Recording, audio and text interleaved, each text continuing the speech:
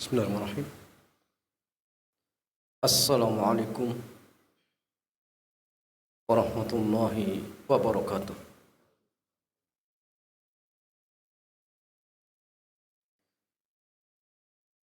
Alhamdulillahilladzi arsala rasulahu bil huda wa dinil haqq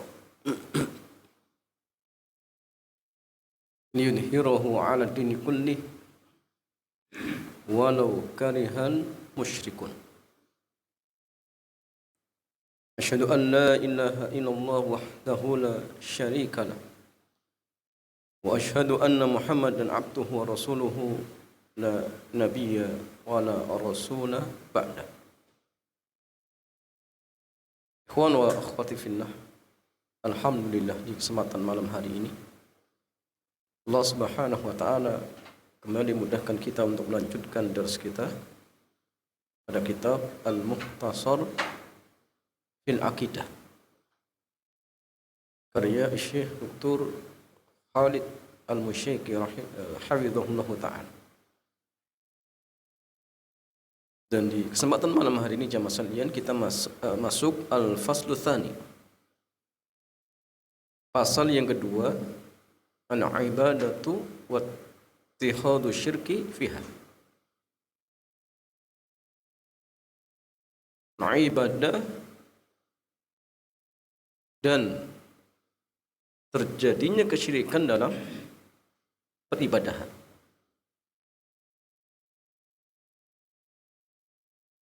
Beliau mengatakan al-matlabul awal, matlab yang pertama, ta'riful ibadati lughatan wa syar'an. Definisi ibadah secara bahasa dan istilah syar'i.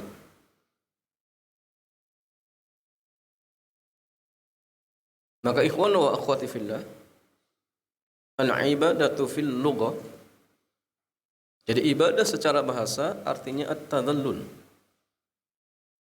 menghina, merendahkan diri. Itu arti tadhallul. Jika orang yang sedang beribadah hakikatnya sedang merendahkan diri. Makanya beribadah kepada makhluk itu enggak boleh. Karena merendah diri kepada makhluk enggak boleh.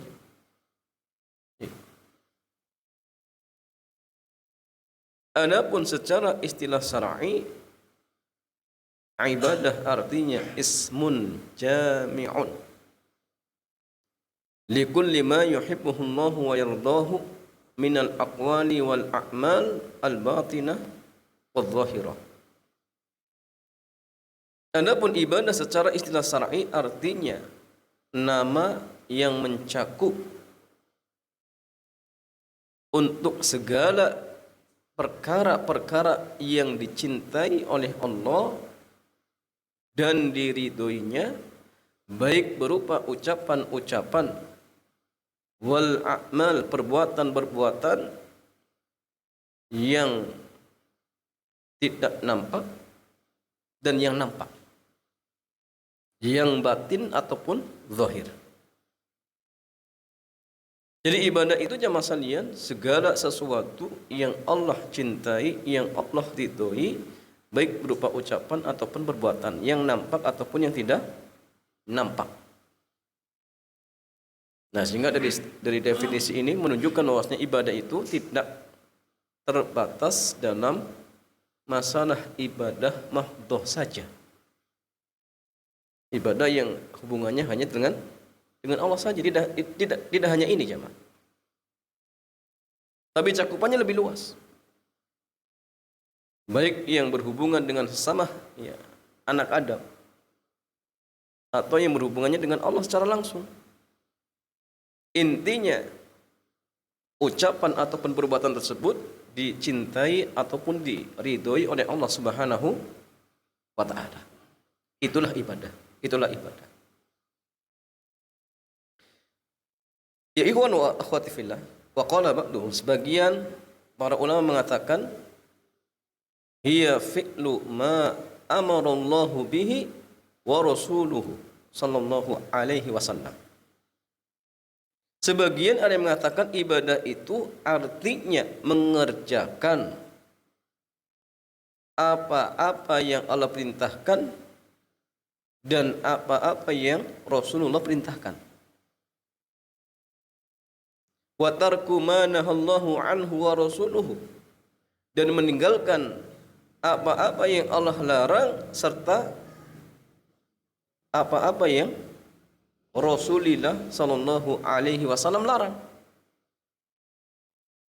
Ibtigha'a wajhillahi wad daril akhirah, dalam rangka untuk mengharapkan wajah Allah dan negeri akhirat. Menurut sebagian para ulama. Jadi ibadah itu yang mengerjakan perintah Allah dan perintah Rasulnya. Begitu pula meninggalkan larangan Allah dan larangan Rasulnya dalam rangka untuk mengharapkan wajah Allah dan negeri akhirat. Dan ini mirip-mirip dengan definisi apa? Takwa. Imtithalu awamirillahi wajtinabu ma nawahi. Mengerjakan perintah-perintah Allah dan meninggalkan segala apa yang dilarang. Persis. Kemudian ikhwan wa akhwati fillah.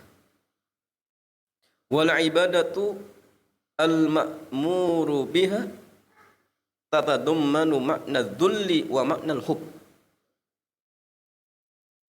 Dan ibadah yang diperintahkan itu mencakup makna perendahan diri dan makna kecintaan.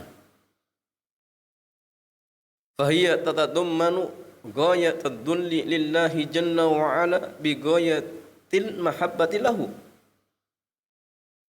Sehingga ibadah itu mencakup puncak perendahan diri kepada Allah dan puncak kecintaan kepada Allah. Nah, sehingga jamaah sekalian, sesuatu yang harus ada di dalam ibadah itu apa? Puncak perendahan diri dan puncak kecintaan. Itu penting. Makanya Imam Ibnu Qayyim dalam kitab Nuniyahnya dia mengatakan ibadah itu apa? Berputar pada dua poros. Wa ibadatur rahmani ghayatu hubbihi ma'dzulli fa'ilihi huma khutbani. Jadi ibadah itu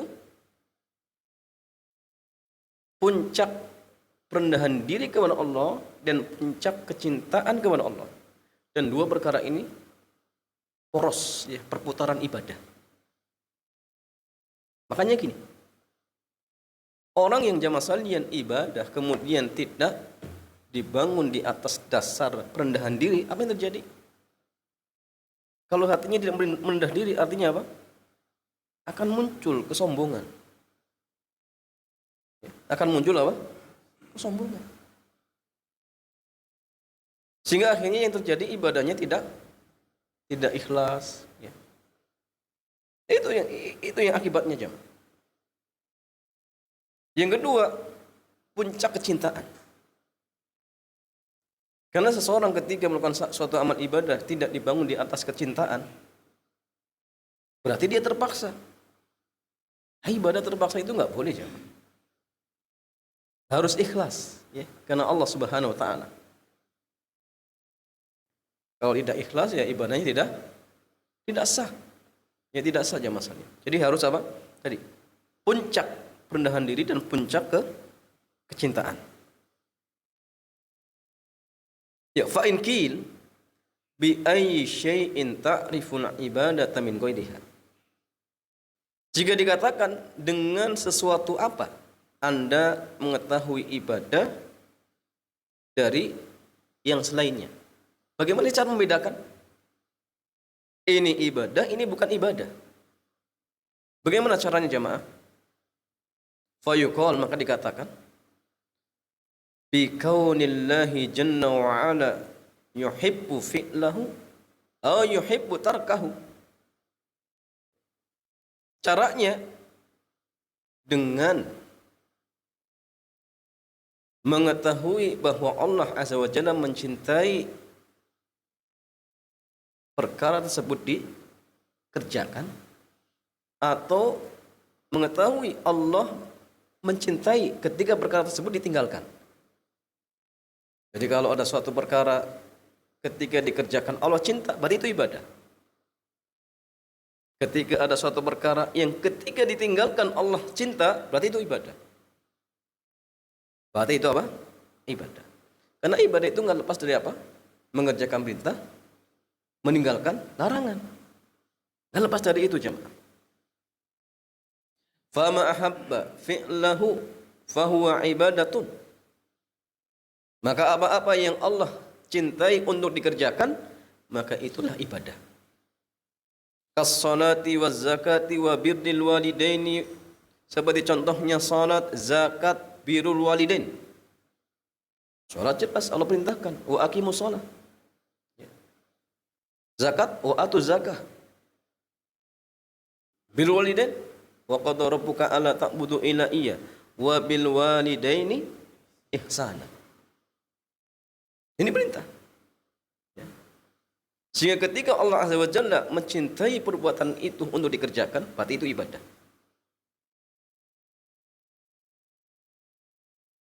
Wa qad yakunu wajiban atau mustahabban.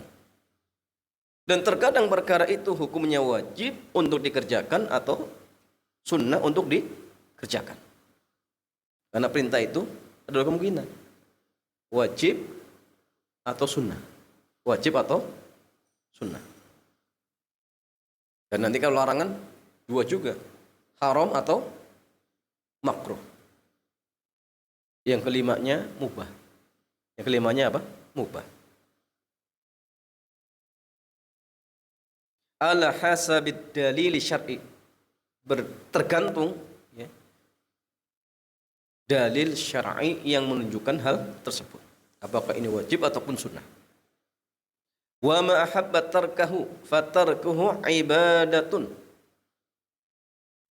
Dan apa yang Allah cintai untuk ditinggalkan, maka meninggalkannya adalah ibadah. Contoh ghibah.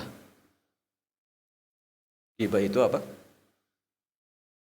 Membicarakan aib orang lain, dan ketika orang lain itu mengetahui, dia apa? Tidak suka. Itu ghibah. Jadi membicarakan aib yang ada pada orang lain, dan ketika ya, orang lain itu mengetahui, dia nggak suka. Namanya ghibah. Nah, seorang misalkan punya aib, diceritakan. Kalau dia dengar nggak suka, itu ghibah. Ustadz, berarti kalau misalkan ada seseorang dia punya aib, tapi ketika diceritakan dia nggak marah, ghibah bukan? Hah? Nggak ghibah, karena nggak marah. Contoh, ada seorang apa? Hidungnya pesek, perutnya buncit. Masyarakat biasa memanggil si pesek, tapi dia nggak pernah marah, berarti nggak ghibah. Tapi kalau kemudian misalkan dipanggil pesek dia marah, berarti itu ghibah. Nggak boleh. Beda kalau gini, membicarakan aib yang tidak ada pada orang lain. Apa namanya? Fitnah. Namanya apa? Fitnah. Nggak ada. Tapi dijelek-jelekan. Yang namanya fitnah. Tapi kalau ghibah itu memang ada, aibnya ada. Dan orang tersebut kalau dia tahu nggak, dia akan marah. Namanya ghibah. Tapi kalau misalkan tidak marah, maka bukan ghibah. Atau misalkan menciptakan aib karena memang orang itu berbahaya, maka ini juga bukan ghibah. Atau mungkin ya menciptakan aib dalam rangka minta fatwa, maka ini nggak masalah. Suami ceritakan aib istrinya, tapi dalam rangka minta fatwa, maka nggak masalah. Dan itu bukan ghibah, bukan ghibah. Wan namimah, ngadu domba.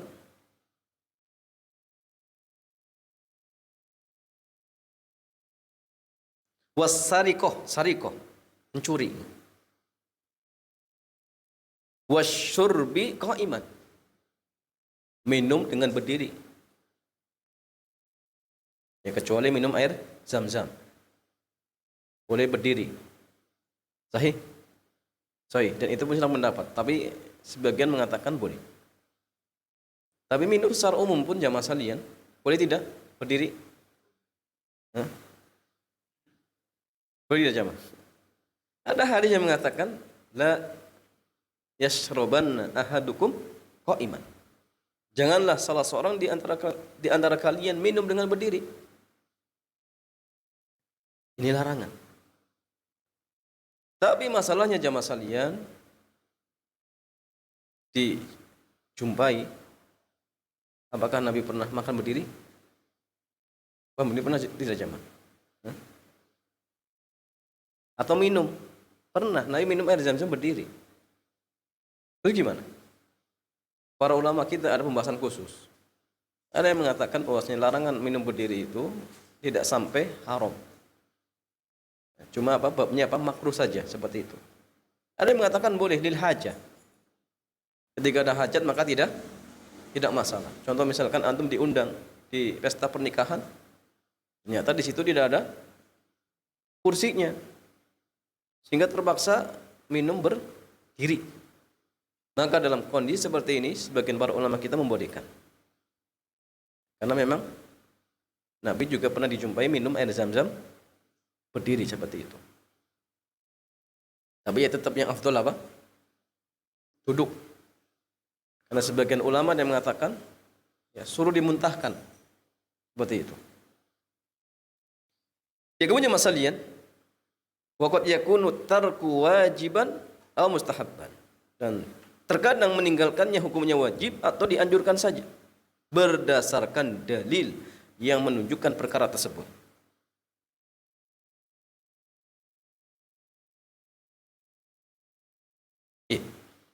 Ya kemudian masalian,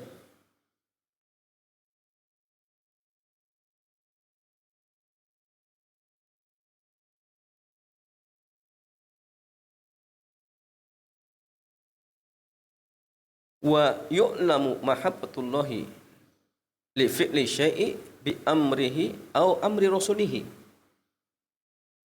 Dan cara mengetahui bahwa Allah Azza wa Jalla mencintai perbuatan tersebut, maka berdasarkan perintah dari Allah atau perintah dari Rasulnya. Jadi ketika misalkan ada dalil yang menunjukkan Allah memerintahkan atau Rasulullah memerintahkan, berarti itu menunjukkan Allah cinta. Contohnya tadi ya, wa aqimus shalah wa atuz zakah. Atau perintah apa? Wa'budullaha wa la tusyriku bihi syai'an. Beribadahlah kalian hanya kepada Allah dan jangan berbuat syirik sedikit pun. Ya, maka di sini ada perintah. Berarti kalau ada perintah dalam perkara tersebut, ini menunjukkan Allah cinta. Ya. Makanya gini masalahnya. Sulit untuk dalam artian mengatakan Allah cinta dengan perbuatan ini kalau memang gak ada dalil. Itu sulit. Contoh gini, dalam masalah menetapkan asma dan sifat, maka ingat jamaah, harus berdasarkan dalil. Karena kan di antara tujuan kita menyebut asma wa sifat Allah adalah untuk memuji Allah. Dan Allah suka ketika disebut apa? Nama-namanya. Bagi jamaah, seandainya ada nama yang kalau misalkan dinisbatkan kepada makhluk, itu dianggap nama yang baik. Bahkan mungkin makhluk juga suka.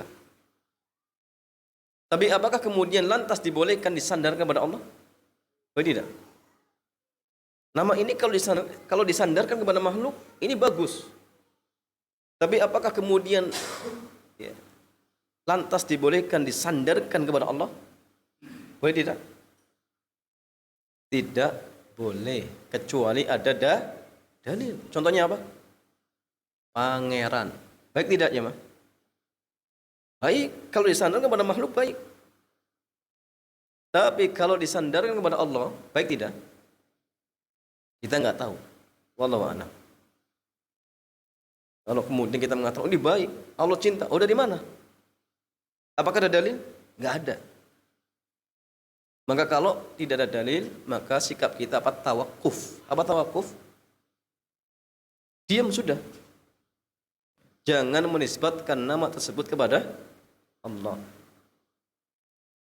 Kalau kita ingin memuji, cukuplah memuji dengan asma wa sifatihi. Nama-nama dan sifat-sifat Allah Subhanahu wa ta'ala. Kan itu sudah jelas ada dalilnya. Ada dalilnya seperti itu.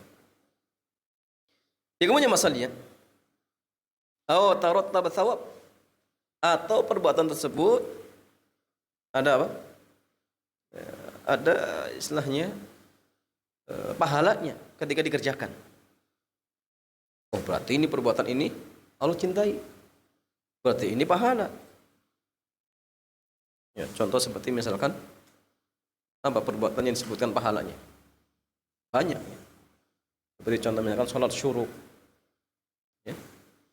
Man shallal qadata ma'al imam. Barang siapa yang salat subuh bersama imam secara berjamaah fil masjid, di masjid. Thumma yajlis, kemudian dia duduk, wa yadhkurullah azza wa jalla, berzikir kepada Allah azza wa jalla hatta tatlu as-samsu, sampai matahari terbit. Thumma yusalli rak'atain, kemudian salat 2 rakaat, kutiba lahu ka ajri hajjatin wa umratin tamatan, maka dicatatkan baginya pahala seperti haji dan umrah sempurna. Oh, berarti sholat ini termasuk ibadah. Kenapa? Ada embel-embelnya pahala. Ya, walaupun terkait hadis tadi silang pendapat, tapi Syekh Al-Albani mengatakan hasan. Mana hadis kalau nggak salah diriwayatkan oleh Imam Abu Dawud. Ada mengatakan hasan seperti itu. Atau hal-hal yang lainnya yang disebutkan pahala. Ya, seperti contoh misalkan man qama ma'al imami hatta yansarif kutiba qiyamul lailatin, barang siapa yang salat tarawih bersama imam sampai selesai, maka dicatatkan baginya seperti salat semalam suntuk. Oh, kamakon. Atau jamaah salin au wusifa kaunuhu minad din, atau perbuatan tersebut disifati keadaannya bagian dari agama. Oh, berarti ini ibadah. Karena kalau bagian dari agama, berarti Allah cinta seperti itu.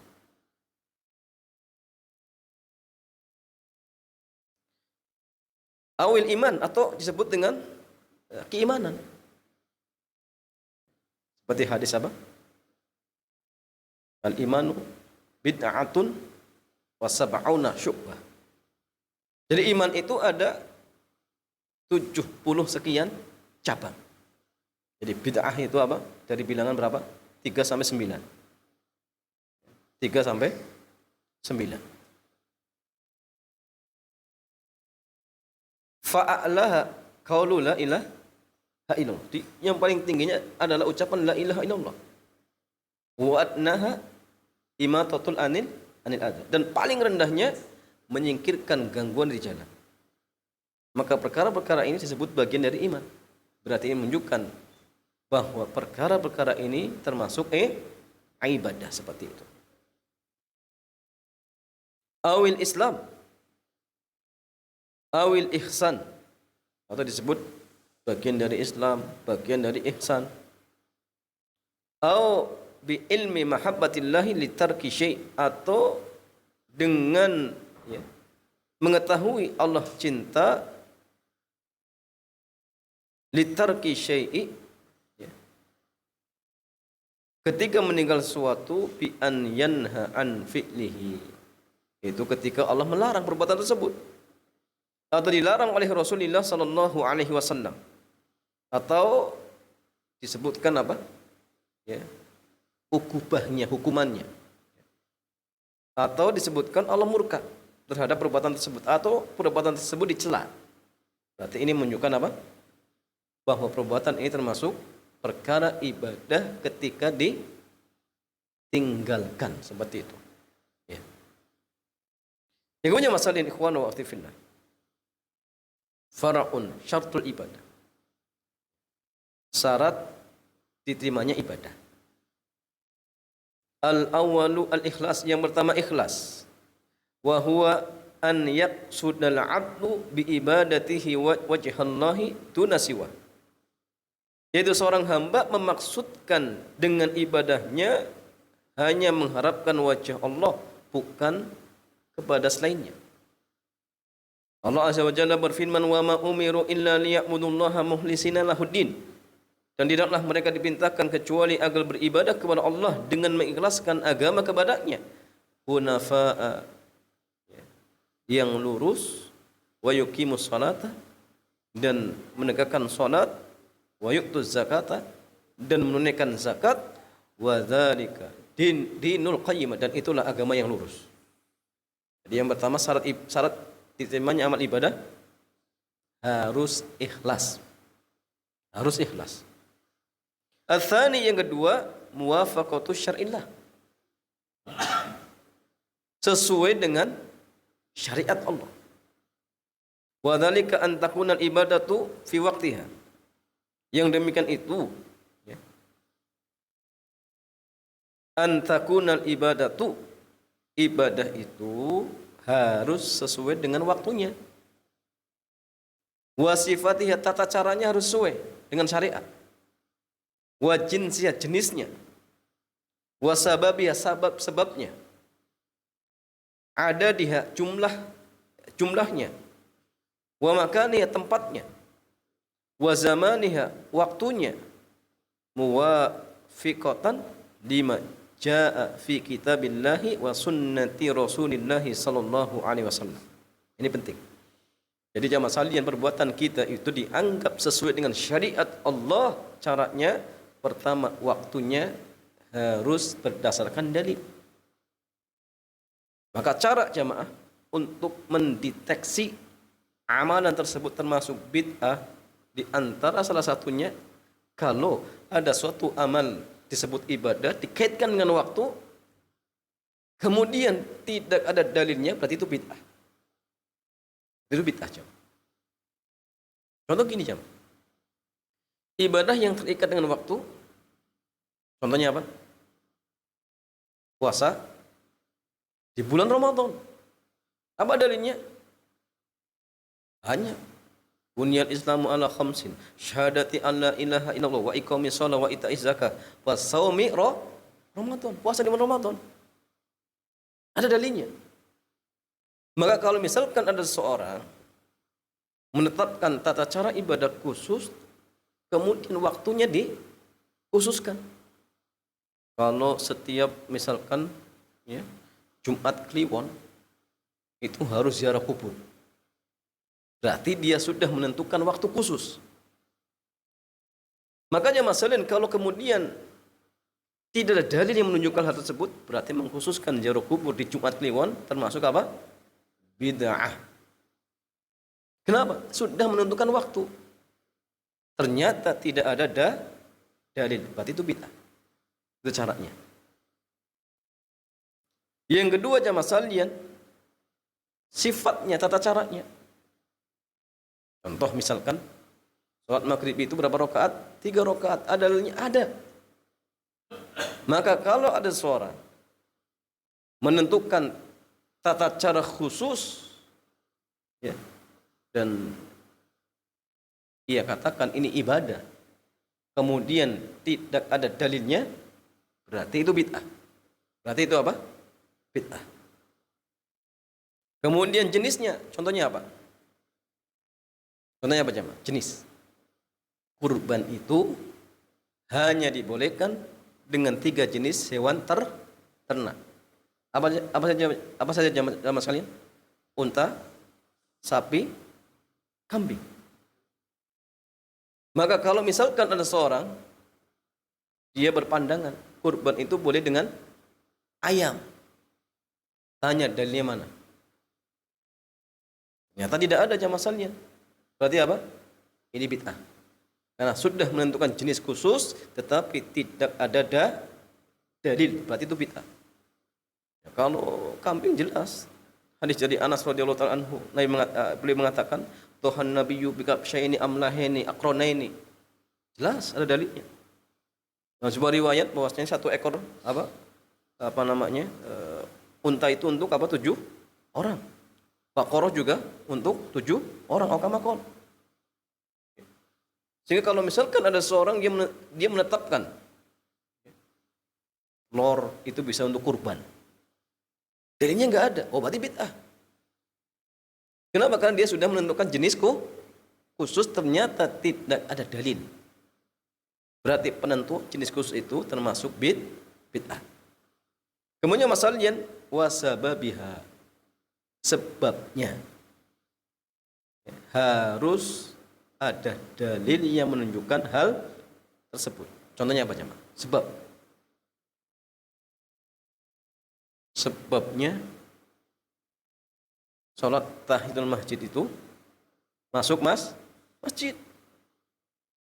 Nabi mengatakan, "Idza dakhala ahadukumul masjidah fala yajlis hatta yarka'a rak'atain." Barang siapa yang masuk ke dalam masjid, maka jangan duduk kecuali setelah sholat 2 rakaat. Berarti sholat ini sebabnya masuk masjid. Dalilnya ada. Maka kalau kemudian misalkan ada seorang dia menentukan kalau masuk kuburan itu ada sholat khusus, sebabnya masuk kuburan, dalilnya nggak ada. Berarti menentukan sholat dengan sebab masuk kuburan ini bid'ah, karena ada dalil. Ya. Kemudian masalahnya atau ada dia jumlah rakaatnya atau jumlah apa? Jumlah ibadah tersebut. Maka ini harus ada dalil. Contoh seperti misalkan akikah untuk bayi laki-laki 2, perempuan 1, ada dalilnya. Salat Isya 4 rakaat, salat subuh 2 rakaat, maka semua ini ada dalil. Kalau kemudian ada seorang menentukan jumlah tertentu, ternyata tidak ada dalil, berarti itu bid'ah. Zikir, misalkan setelah salat 33 tambah 1, ada dalilnya. Sehingga kalau ada seorang menentukan zikir la ilaha illallah di jam berapa? Jam 3 pagi, jumlahnya 1 miliar. Berarti dia sudah menentukan jumlah. Dan ternyata tidak ada dalil, berarti ini bid'ah. Kemudian masalahnya wa makaniha, tempatnya. Contoh, tawaf itu di mana? Di Ka'bah. Ada dalilnya? Ada dalilnya. Sehingga kalau kemudian ada seorang mengatakan ada syariat tawaf itu di kuburan, nggak ada dalilnya, oh ini berarti bid'ah. Berarti bid'ah. Ibadah haji ya di Ka'bah, bukan di Karbala. Jadi kalau kemudian menentukan di Karbala, dalilnya tidak ada, itu bid'ah. Kemudian wa zamaniha, zamannya, waktunya. Hampir waktu seperti waktu dan zaman hampir sama ya. Muwafiqatan lima jaa fi kitabillahi wa sunnati Rasulillah sallallahu alaihi wasallam, harus sesuai dengan apa yang telah datang di dalam Al-Qur'an dan yang datang dalam sunnah Rasulullah sallallahu alaihi wasallam. Fala yazidu fi ibadatihi amalan aw qawlan lam yarid fiha nas. Maka tidak boleh menambah-nambahi di dalam perkara ibadah, baik berupa amalan ataupun ucapan yang tidak ada nas menjelaskan tentang hal tersebut. Itu enggak boleh. Li hadis Aisyah, berdasarkan hadis Ibunda Aisyah radhiyallahu taala anha, beliau mengatakan anna Rasulullah sallallahu alaihi wasallam man amila amalan laysa alaihi amruna fahuwa rad. Barang siapa yang mengerjakan suatu amalan yang tidak ada contohnya dari kami, maka tertolak atau tidak diterima oleh Allah Subhanahu wa taala. Sehingga jamaah sekalian, ini penting ya untuk menentukan amalan tersebut bid'ah atau tidaknya seperti itu. Setiap kita jamaah harus berhati-hati. Sehingga ada seorang ulama mengatakan al-iktisadu fis sunnati khairun minal ijtihadi fil bid'ah. Jadi sederhana dalam sunnah itu jauh lebih baik daripada bersungguh-sungguh dalam kebid'ahan. Ya, capek saja, nggak dapat pahala, bahkan justru dapat dosa. Ya, maka sederhanalah dalam sunnah itu jauh lebih baik seperti itu. Wallahu ta'ala a'lam bishawab. Demikian jamaah, mudah-mudahan bermanfaat. Selanjutnya seperti biasa kita buka tanya jawab. Dipersilakan.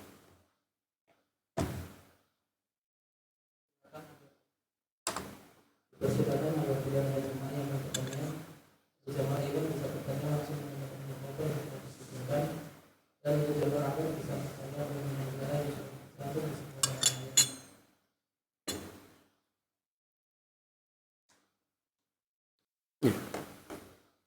Hari ini kayaknya absen, nggak ada pertanyaan.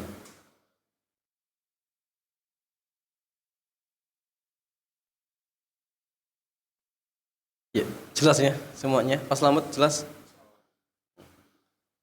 Benar. Ya jamaah sekalian, kalau memang tidak ada pertanyaan, berarti untuk malam hari ini free, ya, nggak ada pertanyaan. Mudah-mudahan kajian di kesempatan malam hari ini bermanfaat, dan semoga Allah memberikan taufik kepada kita untuk lalu istiqomah di atas al-haq, kebenaran. Dan hendaklah kita jamaah semangat terus untuk mencari ilmu agama. Karena ingat, pintu-pintu kebaikan dunia, akhir, dan alam barzah hanya dengan menuntut ilmu agama. Seperti itu. Demikian jamaah sekalian, mudah-mudahan bermanfaat. Kita tutup. Subhanakallahumma wa bihamdik, asyhadu an la ilaha illa anta, astaghfiruka wa atubu ilaik. Assalamualaikum warahmatullahi wabarakatuh.